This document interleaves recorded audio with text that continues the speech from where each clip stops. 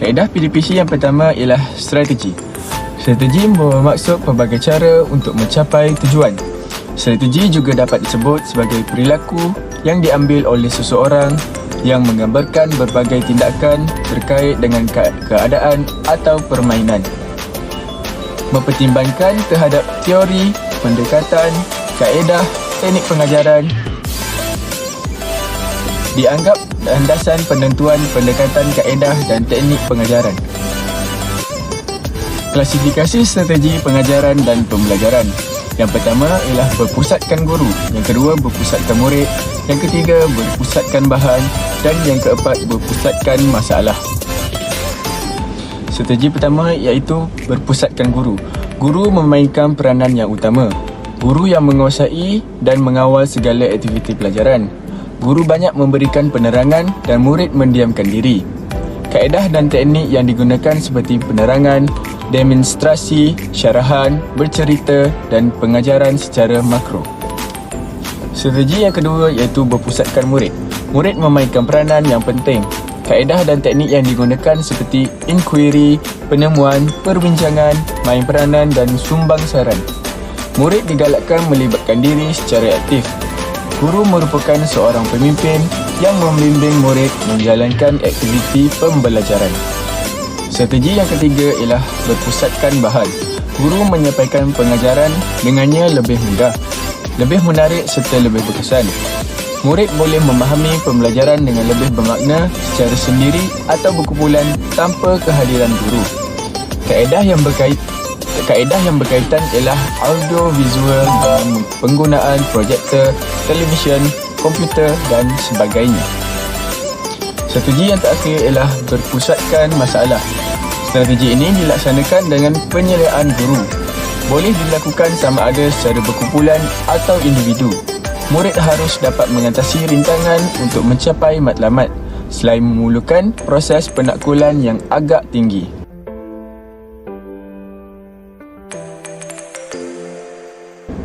Seterusnya, pendekatan. Menurut Pereira 1986, pendekatan merupakan satu latar belakang falsafah atau pandangan mengenai idea utama yang hendak dibahaskan atau merupakan satu aksioma penyataan yang diterima umum dan menjadi asas kepada sesuatu huraian. Seterusnya, menurut Kamaruddin Haji Hussein 1988, satu kumpulan andaian yang saling berkait tentang hakikat bahasa, hakikat pengajaran bahasa dan hakikat pembelajaran bahasa. Terdapat 8 jenis pendekatan. Yang pertama, pendekatan induktif. Yang kedua, pendekatan deduktif. Seterusnya, pendekatan eklektik, pendekatan komunikatif, pendekatan tematik, pendekatan konstruktivisme, pendekatan mastery, pendekatan kontekstual. Yang pertama, pendekatan induktif. Pendekatan induktif melibatkan satu proses penakulan yang tinggi. Pendekatan induktif dimulakan dengan sesuatu sebab atau contoh dan bergerak ke hadapan dalam satu generalisasi. Seterusnya, konsep bagi pendekatan induktif ialah sebelum memulakan pengajaran dan pembelajaran, guru perlu menyediakan contoh-contoh yang sesuai untuk murid membuat rumusan. Yang kedua, murid dibimbing melalui aktiviti penyoalan supaya dapat membuat kesimpulan sendiri. Ketiga, pelbagai contoh yang mengandungi ciri-ciri yang sama untuk memudahkan murid membuat kesimpulan. Keempat, guru perlu menyediakan alat bantu mengajar yang bersesuaian dan perlu mempelbagaikan aktiviti supaya dapat menarik perhatian murid. Kelebihan bagi pendekatan induktif ialah menggalakkan penglibatan murid secara aktif. Murid dapat bimbingan sepenuhnya daripada guru, penggunaan bahan bantu mengajar secara maksimum. Seterusnya, kelemahan. Sukar mendapat kerjasama daripada murid-murid, masa yang digunakan terlalu lama untuk menyelesaikan masalah dan guru terbeban kerana terlalu banyak persediaan yang perlu dibuat. Pendekatan yang kedua ialah pendekatan deduktif. Pendekatan deduktif mengasaskan pengajaran dan pembelajaran terhadap hukum-hukum tertentu berpandukan proses penakulan yang tinggi. Prosedur pengajaran dimulakan dengan pengenalan rumus baharu. Seterusnya, konsep bagi pendekatan didaktif ialah pendekatan ini selaras dengan teori pembelajaran Gestalt. Yang kedua, pengajaran dengan mengemukakan generalisasi dan kemudian diikuti dengan contoh-contoh. Yang ketiga, bermatlamatkan pemerolehan struktur kognitif. Dan yang keempat, pendekatan ini lebih banyak menekankan aspek tulisan. Kelemahan bagi pendekatan didaktif ialah cara yang mudah untuk menyampaikan isi pembelajaran. Pendekatan ini patut digunakan kerana secara tradisinya guru patut memberikan penerangan sebelum memulakan pengajaran. Dan yang terakhir, menjimatkan masa dan tenaga, tidak perlu membuat banyak persediaan. Seterusnya, kelemahan bagi pendekatan ini ialah sedikit menggunakan bahasa yang dipelajari. Murid hanya menulis sahaja dan cara penerangannya tidak dinyatakan secara konkret. Seterusnya, pendekatan elektik. Elektik berarti pemilihan dan elektik bermakna bercampur. Menggabungkan pendekatan induktif dan didaktif, boleh menggunakan strategi berpusatkan guru, berpusatkan murid dan berpusatkan bahan. Gabungan pendekatan dapat digunakan, banyak digunakan dalam pengajaran sains dan matematik, digunakan dalam aktiviti pemulihan dan penggayaan. Seterusnya, kelebihan bagi pendekatan elektik. Sesuai dilaksanakan untuk murid yang mempunyai pelbagai kebolehan, murid berpeluang belajar dalam suasana yang lebih meyakinkan, memudahkan guru mentadbir pengajaran mereka sekaligus meningkatkan perhatian mereka. Seterusnya, kelemahan bagi pendekatan elektik ialah sukar memilih pendekatan yang hendak digunakan. Tugas guru bertambah kerana terpaksa menyediakan banyak latihan, tidak sesuai untuk murid yang lemah.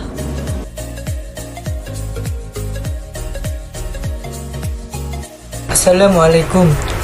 Nama saya Muhammad Afiq Aiman bin Musa. Saya akan menerangkan elemen keempat, iaitu kaedah. Kaedah merupakan satu siri tindakan guru yang sistematik yang bertujuan untuk mencapai objektif pengajaran yang telah ditetapkan. Terdapat 8 jenis kaedah. Mari kita kenali 8 jenis kaedah tersebut. Kaedah yang pertama ialah kaedah natural. Kaedah ini berasaskan penggunaan bahasa dalam situasi komunikatif seperti yang berlaku dalam pendekatan-pendekatan tradisional. Kaedah ini kurang menekankan rujukan kepada analisis gramatikal, latih tubi gramatikal atau kepada teori tata bahasa tertentu. Kaedah yang kedua ialah kaedah nahwu tradisional. Kaedah nahwu tradisional ini diajar untuk membolehkan pelajar memahami nahwu sesuatu bahasa dan juga melatih pelajar menulis menggunakan bahasa yang betul. Kaedah ini juga membolehkan pelajar menterjemahkan bahasa asing ke bahasa natif dan sebaliknya. Ia juga boleh melengkapkan pelajar dengan pembendaharaan kata yang luas yang dapat digunakan dalam penulisan. Kaedah yang ketiga ialah kaedah terus. Kaedah terus ini merupakan kaedah yang diperkenalkan oleh Michael West dan Harold Palmer antara tahun 1920 hingga 1935. Kaedah ini dikatakan sama dengan kaedah askar kerana pernah digunakan untuk melatih pegawai tentera. Kaedah yang keempat ialah kaedah ajuk hafaz. Kaedah ini adalah kaedah pengajaran dilakukan secara demonstrasi dan latih tubi. Pengajaran demonstrasi harus berkaitan dengan tata bahasa, pertuturan, pembendaharaan kata melalui guru bahasa atau penutur jati. Kaedah yang kelima ialah kaedah linguistik. Kaedah ini adalah kaedah yang merupakan kaedah mengajar bahasa lain secara saintifik, iaitu dengan membandingkan antara dua bahasa. Pengetahuan bahasa murid-murid harus tertumpu kepada bentuk dan fungsi bahasa itu Di samping aspek-aspek lain seperti bunyi, susun ayat, makna dan lain-lain. Kaedah ini lebih mendalui bentuk daripada makna.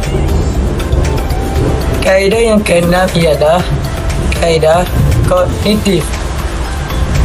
Kaedah ini lebih menekankan bentuk dan makna. Seseorang yang ingin mempelajari sesuatu bahasa harus mengetahui sistem bahasa berdasarkan kepada hukum-hukum dan norma-norma tertentu dalam ilmu tata bahasa. Kaedah yang ketujuh ialah kaedah bahasa komuniti pembelajaran bahasa komuniti ataupun Community Language Learning. Community Language Learning ini merupakan cara pembelajaran bahasa yang diasaskan oleh Charles A. Curran bersama dengan rakan-rakannya iaitu LaFosse. LaFosse merupakan murid Curran yang meluluskan teori CCL. Beliau mengesahkan bahawa teori bahasa ini mestilah bermula daripada ciri-ciri bunyi, ayat dan model-model ekstrak bahasa. Kaedah ini memerlukan seorang pelajar memahami sistem bunyi, makna yang ditetapkan dan tata bahasa itu. Kaedah yang ke-8 ialah kaedah oral. Kaedah ini diajar adalah untuk bertujuan membolehkan para pelajar memperkembangkan keempat-empat kemahiran bahasa, iaitu kemahiran mendengar, kemahiran bertutur, kemahiran menulis dan kemahiran membaca. Kaedah ini merupakan kemahiran lisan asas untuk pembelajaran pembacaan dan menulis. Ia membolehkan para pelajar memahami kebudayaan asing melalui pengalaman dalam bahasa.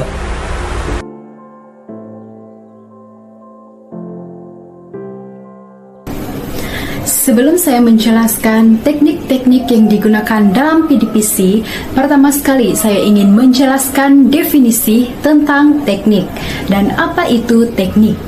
Menurut Kamus Dewan, teknik merupakan kaedah mencipta sesuatu hasil seni seperti musik, karang-mengarang, dan sebagainya. Menurut Edward M. Anthony pula, teknik merupakan satu muslihat atau strategi yang digunakan oleh guru untuk mencapai hasil segera yang maksimum pada waktu mengajar sesuatu bahagian bahasa tertentu. Dan menurut Kamaruddin Haji Husin dan Siti Hajar Haji Abdul Aziz pula, teknik adalah pengenalan suatu organisasi yang benar-benar berlaku di dalam bilik darjah di mana ia digunakan untuk mencapai sesuatu objektif. Terdapat 4 teknik PDPC yang sering digunakan, yaitu yang pertama teknik drama, teknik permainan bahasa, teknik latih tubi, dan teknik bercerita. Saya akan terangkan teknik yang pertama, yaitu teknik drama, di mana ia bertujuan untuk melatih murid menggunakan unsur bahasa, unsur paralinguistik seperti jeda, nada, dan intonasi. Terdapat beberapa komponen yang ada dalam teknik ini sewaktu proses pengajaran dan pembelajaran bahasa seperti mimos, improvisasi, main peranan, dikon, simulasi, pantomim, teater bercerita, dan mes tamu. Teknik drama adalah teknik selain bukan linguistik yang membabitkan mimik muka, gerak tangan, kepala, dan sebagainya dengan berkesan dalam sesuatu interaksi bahasa atau perbuatan. Teknik yang kedua yaitu teknik permainan bahasa, di mana teknik permainan bahasa ini merupakan situasi yang memerlukan pelajar menggunakan bahasa yang ada pada mereka untuk menyelesaikan tugas-tugas permainan yang diberi. Terdapat 3 objektif teknik permainan bahasa ini, yaitu yang pertama, ia merangsang interaksi verbal dalam kalangan pelajar. Yang kedua, ia menambahkan kefasihan dan keyakinan kepada pelajar. Dan yang ketiga, ia berfungsi sebagai alat pemulihan dan pengukuhan kepada pelajar. Teknik yang ketiga pula iaitu teknik latih tubi, di mana teknik latih tubi ini merupakan aktiviti pengulangan fakta-fakta atau kecekapan yang dipelajari oleh murid, dan tujuannya adalah untuk mencapai taraf penguasaan kemahiran di samping menjamin ketekalan ingatan. Dan teknik latih tubi ini sering digunakan oleh guru-guru di sekolah. Dan seterusnya, teknik yang keempat iaitu teknik bercerita, di mana teknik ini sesuai digunakan untuk membina kecekapan berbahasa kerana cerita merupakan sesuatu yang dapat menarik minat dan perhatian murid. Latihan pemahaman, perluasan perbendaharaan kata dan tata bahasa dapat disampaikan menerusi teknik ini. Baiklah, secara rumusannya, teknik-teknik ini adalah lebih khusus, spesifik dan tidak terbatas penggubalannya. Ia sebenar-benarnya berlaku di dalam bilik darjah dengan berdasarkan langkah-langkah atau aktiviti.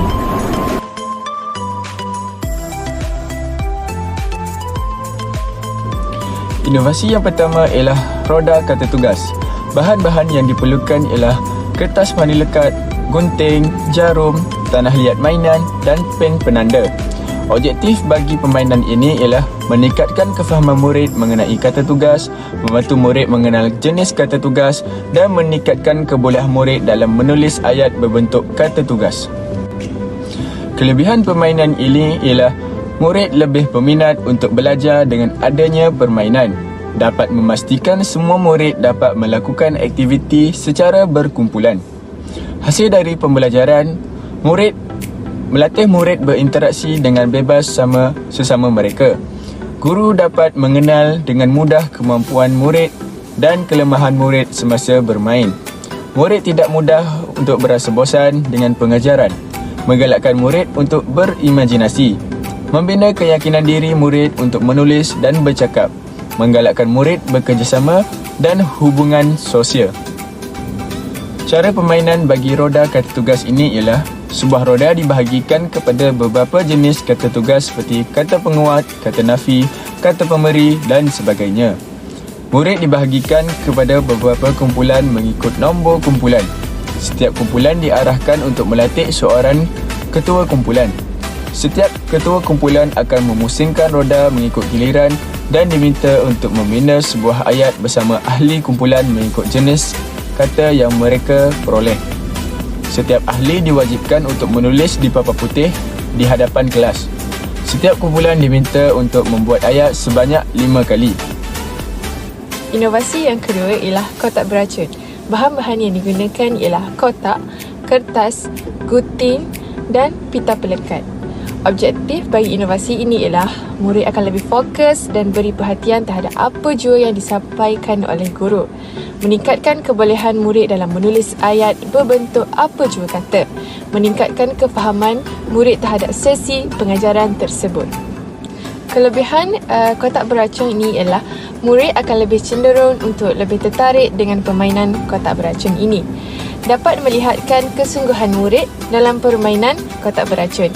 Murid akan lebih mendalami apa yang dipelajari oleh guru. Seterusnya, hasil pembelajaran, murid dapat menguasai kesemua jenis dan contoh kata yang dipelajari. Seterusnya, murid dapat mempamerkan minat mereka terhadap pengajaran yang telah disampaikan. Dan akhir sekali, murid dapat meningkatkan pengetahuan dan dengan berfikir secara kreatif tentang apa yang terdapat dalam kotak beracun tersebut. Cara permainan bagi inovasi kedua iaitu kotak beracun ialah guru menyediakan kotak dengan mengandungi pelbagai soalan berkaitan jenis kata. Seterusnya, kotak beracun tersebut akan digerakkan ke setiap murid sambil lagu dimainkan oleh guru. Seterusnya, guru akan menghentikan lagu tersebut bila-bila masa sahaja dan murid yang memegang kotak beracun tersebut perlu mencabut satu kertas yang terdapat dalam kotak tersebut. Murid tersebut perlu menjawab kesemua kehendak soalan yang tertera di kertas yang dicabut. Dan akhir sekali, permainan diteruskan dengan pelajar yang seterusnya.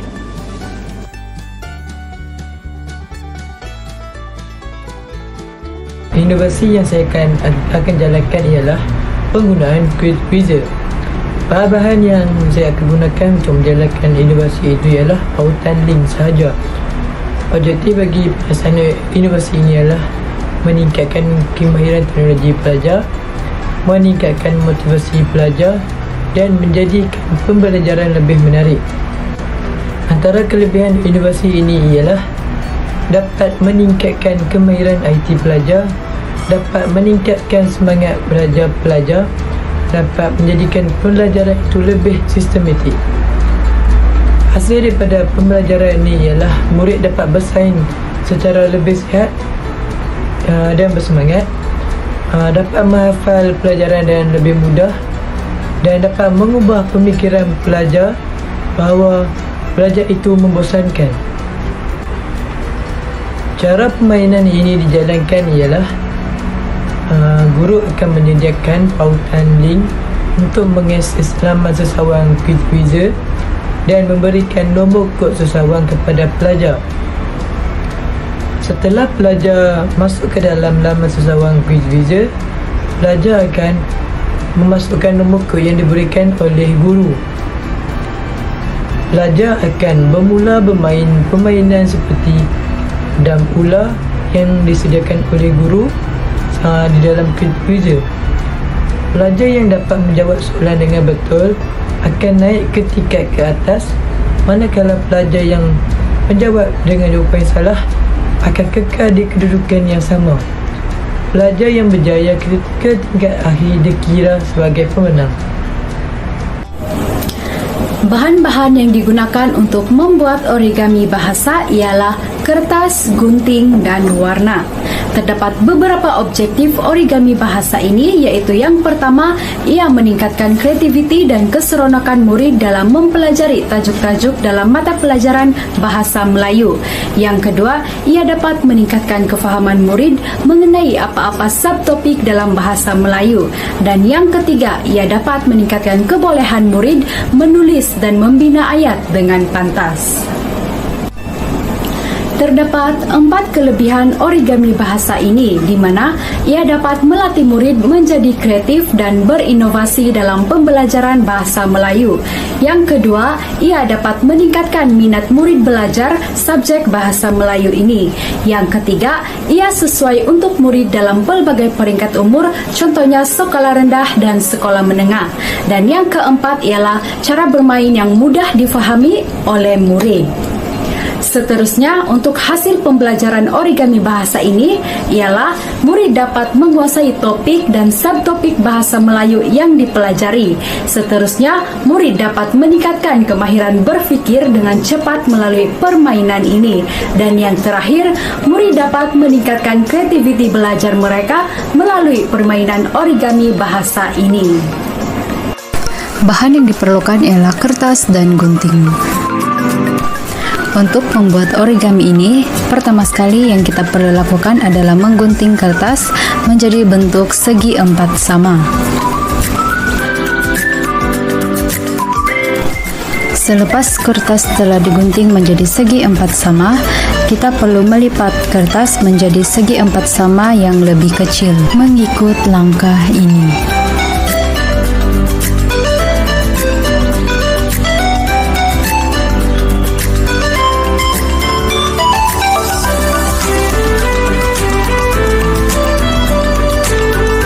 Segi 4 sama yang terhasil haruslah menjadi seperti ini.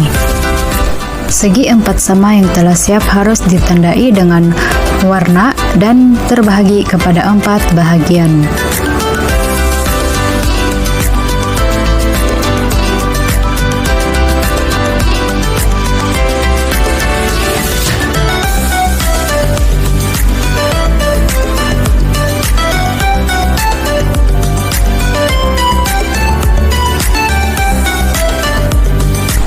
Seterusnya, kita perlu menandakan nomor di setiap bahagian lipatan kertas tersebut. Selepas itu, kita perlu masukkan tajuk atau subtopik yang ingin diajar kepada pelajar di sebalik nomor yang ditulis tadi. Contohnya di sini saya masukkan subtopik tentang kata praklausa. Akhirnya origami bahasa pun terbentuk. Cara bermain origami bahasa ini adalah seorang pelajar dipilih untuk memilih satu warna yang tertera pada kertas. Contohnya, pelajar memilih warna biru di atas kertas dan kita perlu menggerakkan origami tersebut mengikut ejaan BIRU. Nombor akan keluar apabila digerakkan dan pelajar harus memilih satu nombor, contohnya nomor 4. Di sebalik nombor akan ada subtopik yang ditulis dan pelajar harus membina ayat berdasarkan subtopik yang mereka dapat. Permainan akan diulang kepada pelajar lain. Maka begitulah inovasi permainan origami bahasa.